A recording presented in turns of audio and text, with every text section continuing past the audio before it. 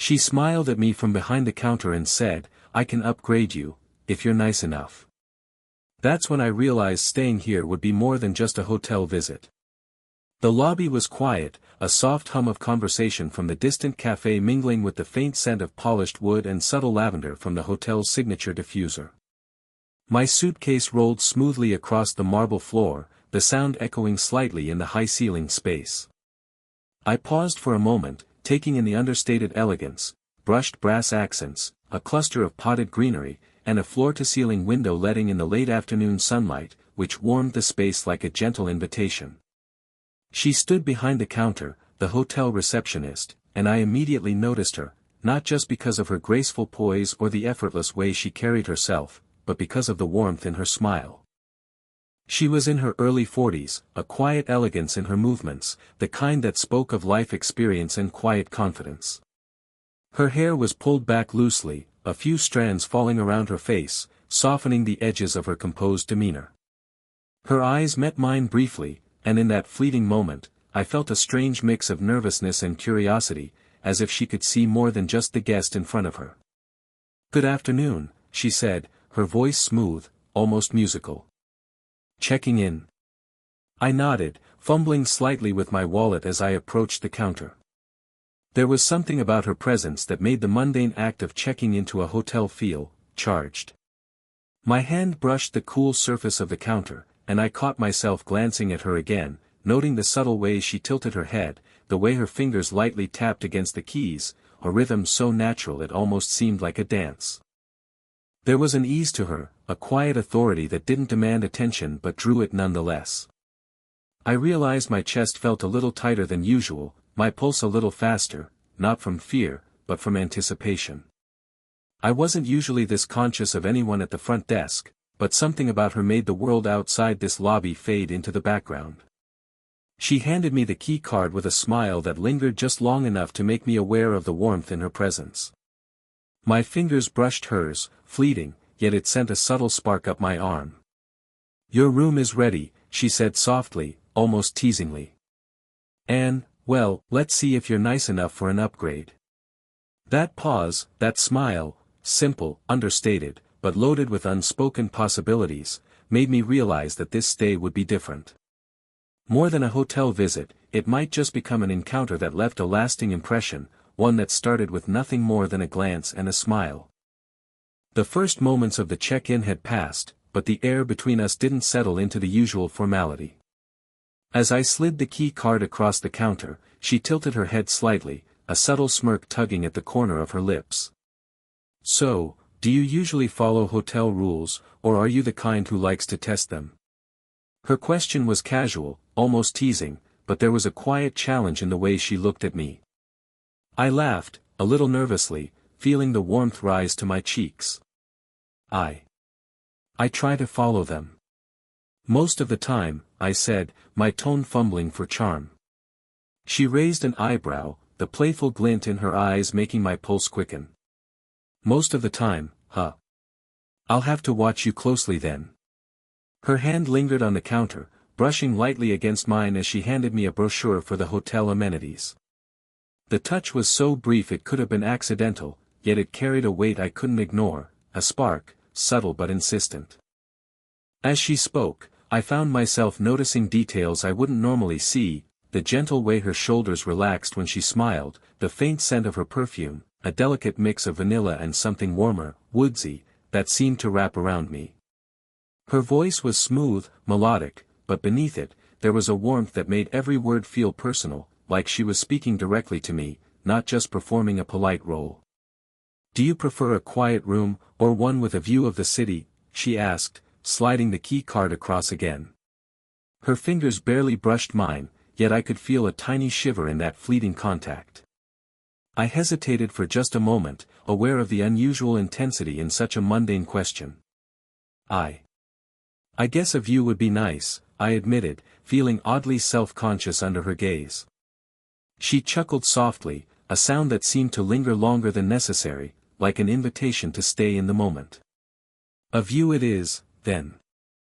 But you'll have to earn the upgrade," she added, her tone teasing but never condescending.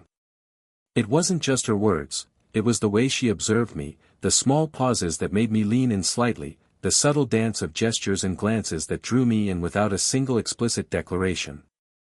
I realized that this wasn't just playful banter, it was an unspoken game of attention and restraint, a slow-building tension that made every interaction feel charged. By the time I turned to walk toward the elevators, I noticed my chest still held a gentle flutter. The lobby felt warmer somehow, more intimate, as if her presence had shifted the air around me. And somewhere deep down, I knew that the story of this day, of her, of us, was just beginning.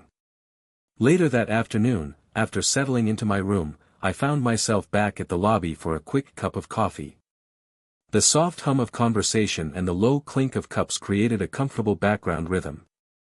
She was at the front desk again, and the moment our eyes met, a small, knowing smile curved her lips. It was the same smile she had offered me during check-in, but now it seemed layered with a teasing confidence that made my pulse quicken. "Back so soon?" she asked lightly, her voice carrying that warm, musical cadence that had a way of lingering even after the words were spoken. I felt my fingers brush the counter as I replied, and I caught the faint scent of her perfume, vanilla and something woodsy, drifting toward me. The contact was fleeting, but it seemed to stretch in time, making my chest tighten just slightly. "I was hoping the coffee here lived up to the lobby," I said, attempting casual charm, though my words stumbled over the subtle tension building between us. She tilted her head, her gaze playful yet assessing, as if measuring more than just my words. "And how are you doing on being nice enough?" she asked suddenly, leaning slightly forward. Her elbows rested lightly on the counter, framing her face with a relaxed poise that drew my attention like gravity. "Because I do have the power to upgrade you," she let the sentence hang, her voice soft but deliberate, teasing the line between professionalism and intimacy. I hesitated, feeling the weight of the unspoken. Part of me wanted to laugh it off, to treat it as a harmless joke, but another part, a quieter, more insistent part, felt a thrill at the implied challenge. My hand brushed the counter again, close to hers, and I noticed the warmth radiating from her presence. That small proximity sent a subtle shiver up my spine, the kind that left your thoughts momentarily scattered. I think I'd like to be upgraded," I said, trying to sound confident, yet my voice betrayed a hint of nervous anticipation. She laughed softly, a sound that was both gentle and full of understated amusement. Her eyes sparkled, and I felt as if she could see the mixture of eagerness and hesitation swirling inside me. "Earn it," she said lightly, straightening up, her smile never fading. "Show me you're worth it." Her tone was teasing, but there was a warmth beneath it, a hint that this wasn't about rules, it was about connection, subtle and deliberate. As I walked away toward the lounge area, key card in hand, I realized that the upgrade wasn't just about a better room, it was about her attention, the small touches, the quiet challenge she offered. And somewhere in that realization, I felt the first real spark of something far more personal than a hotel stay could ever account for. Later that evening, I found myself lingering near the hotel lounge, the soft golden light spilling across the polished floor. Steam curled from my coffee cup, carrying the rich scent of roasted beans. I wasn't entirely sure why I had returned, perhaps it was the warmth of the space, or perhaps I had been drawn by the memory of her smile, the subtle spark in her eyes. She appeared shortly after, casually walking through the lounge, her posture relaxed but still radiating the quiet confidence that had captivated me since check-in.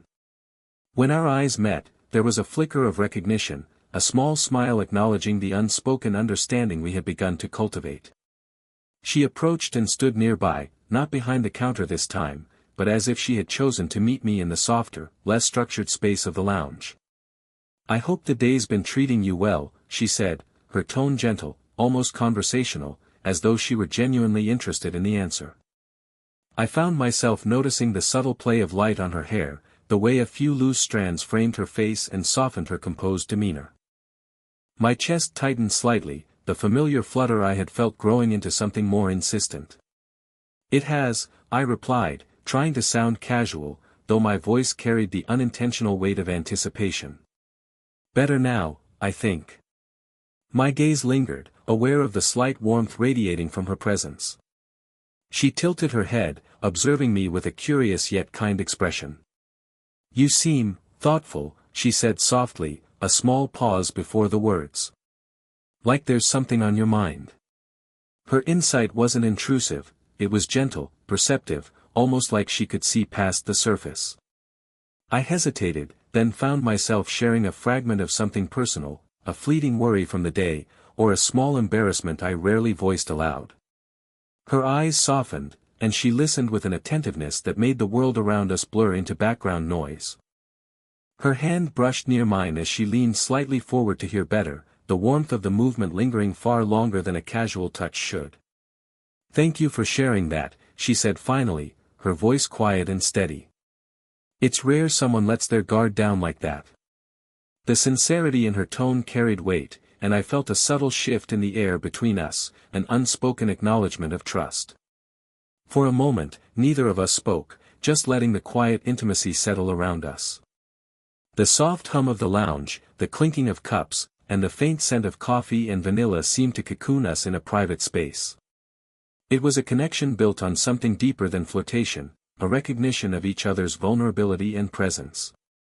As I sipped my coffee, I realized that the hotel, the lobby, the playful banter, they had become secondary. What lingered was this unexpected closeness, fragile yet real, like the quiet warmth of sunlight brushing across the skin on a cold morning.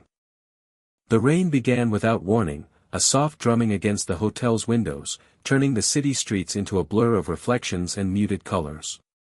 I had been planning to stay in my room, but the gentle patter lured me toward the lounge, where the warmth and light offered a quiet refuge. She was already there, perched near the window with a book in her hands, the glow from the lamp casting a soft halo around her. Our eyes met, and she offered a small smile, one that felt like an invitation rather than mere courtesy. "You look like you were caught in the rain," she said softly, though neither of us had actually been outside. Her tone was playful, yet it carried the kind of warmth that made even ordinary words feel intimate.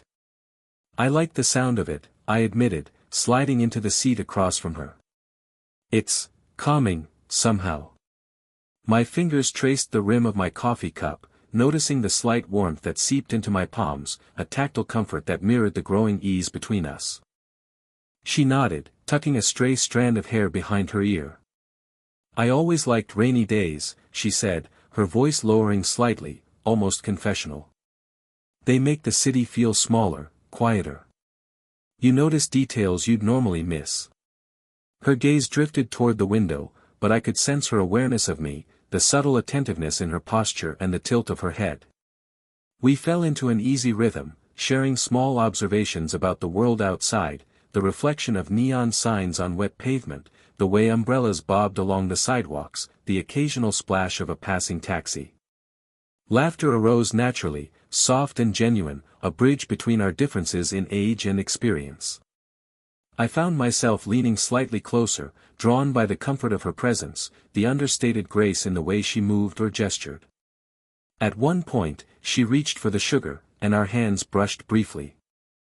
The contact was light, fleeting, yet it sent a familiar warmth up my arm, a subtle acknowledgement of the tension simmering beneath the surface.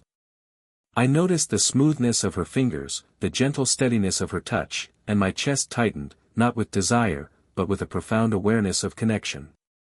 Time seemed to stretch, as if the rain outside and the quiet intimacy inside created a bubble around us. We shared stories, small, seemingly mundane anecdotes that revealed glimpses of our pasts. And through each word, each laugh, each glance, the distance between us felt smaller, less defined.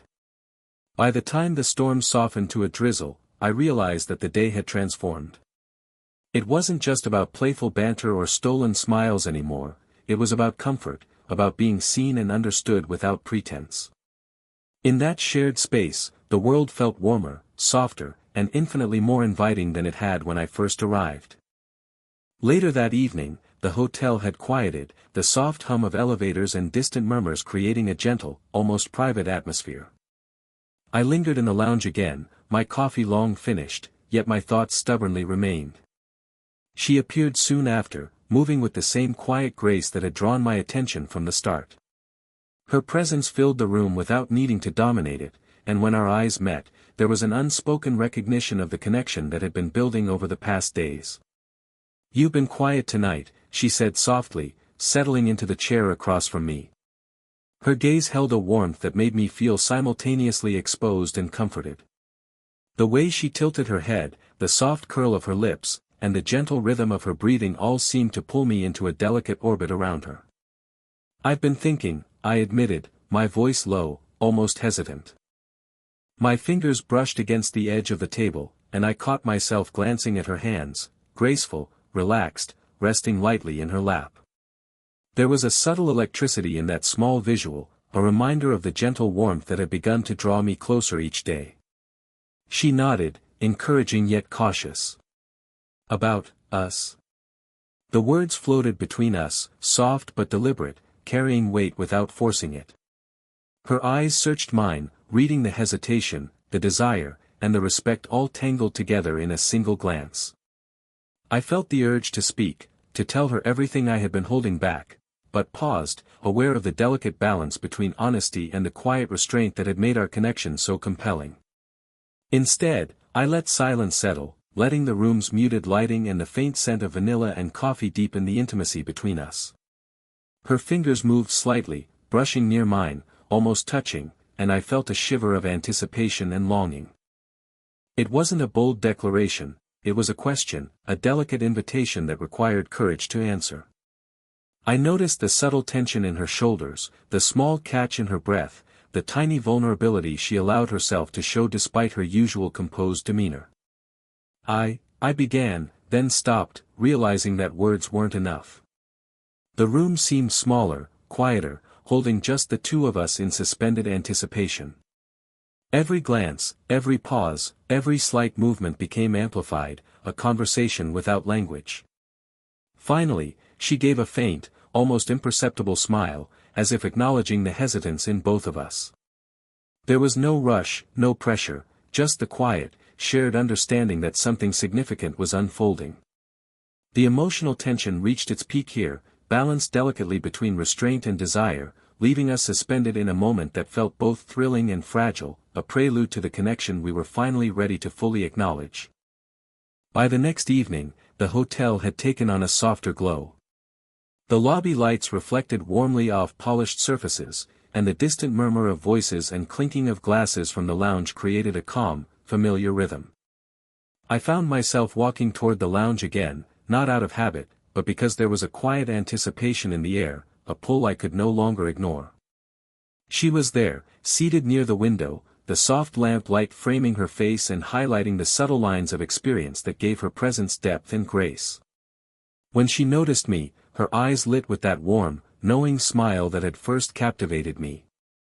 There was no teasing this time, no playful challenge, just an invitation, quiet and steady, to step closer, to share a space beyond words.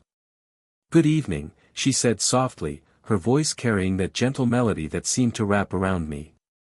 "Care for some company?" I nodded, words failing me for the first time since our initial encounter. Sitting down across from her, I felt the subtle warmth emanating from her, the way her presence filled the space without demanding it. We didn't need to fill the silence immediately, instead, we let it breathe, savoring the comfort of familiarity and mutual understanding. Her hand brushed mine as she passed the sugar for her coffee, the contact lingering just a moment longer than necessary. It was light, non-intrusive, but it carried an unmistakable intimacy, a gesture that spoke of trust and mutual acknowledgement. My pulse quickened, not with urgency, but with the gentle thrill of finally being seen and understood. We talked quietly, sharing small reflections on the past few days, moments of laughter, shared glances, and the subtle tension that had gradually woven itself between us. With every word, every shared memory, the emotional barrier between us seemed to dissolve, replaced by something warm, steady, and entirely real. Finally, she leaned slightly closer, her cheek resting lightly against my shoulder for just a moment. The contact was soft, fleeting, yet it resonated profoundly, a silent acknowledgement of connection and desire restrained with care. I felt the quiet steadiness of her presence, the rhythm of her breath against my arm, and in that moment, everything became simple, the playful banter, the teasing, the hesitation, all led here. Her smile lingered as I returned it, the unspoken agreement clear: there was mutual respect, genuine affection, and a deep understanding that this connection was something rare and precious. The hotel room, the lobby, the rain, the coffee, they had all been stages for a story that had grown slowly, deliberately, and beautifully. As we sat there, sharing quiet laughter and gentle touches, I realized that what had started as a fleeting interaction had blossomed into something profound. It was more than an upgrade, it was the quiet beginning of a shared journey, tender, patient, and full of possibility. The emotional tension had resolved, leaving warmth, trust, and the kind of intimacy that doesn't demand words to be understood. If you enjoyed this slow-burn romance, don't forget to like, share, and subscribe for more stories that let emotions breathe. Check the link in the description for the full story. Let yourself get lost in the moments you won't want to miss.